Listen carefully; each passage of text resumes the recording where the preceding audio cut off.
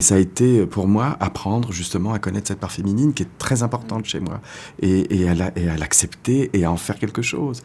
Et je pense que c'est ce que j'ai de meilleur et c'est ça qui me permet de faire la bonne épouse aujourd'hui.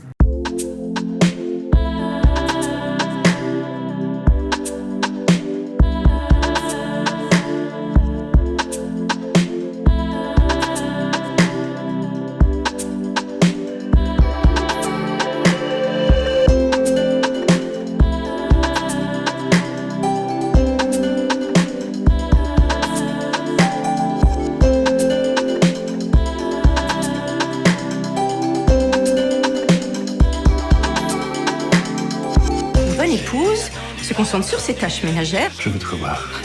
afin de ne pas céder à toutes ses tentations. En deux mots, mains occupées, mauvaise pensée chassée.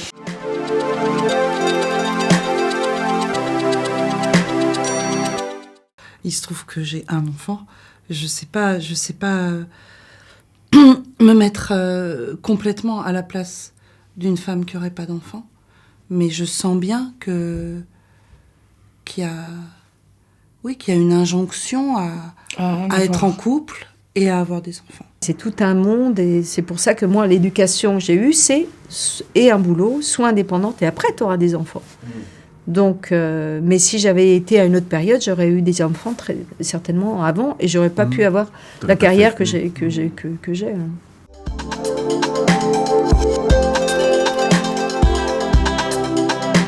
Je trouve aussi qu'il y a beaucoup de choses qui ont changé. On voit beaucoup d'hommes qui s'occupent des enfants, d'hommes qui restent à la maison. Les choses évoluent ensemble aussi. Et moi, j'aime toujours bien la notion de couple. Moi, je l'aime beaucoup.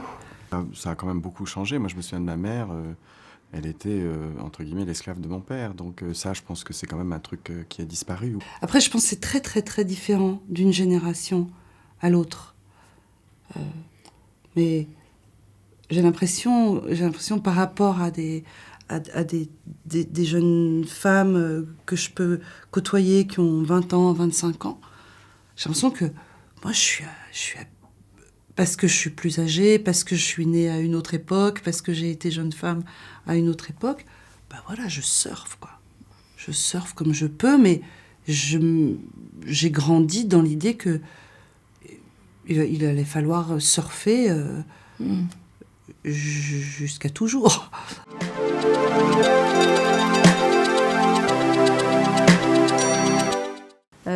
Trop de masculin fait que c'est une volonté qui vous, quelque part, qui vous invite moins à une danse, si on peut dire.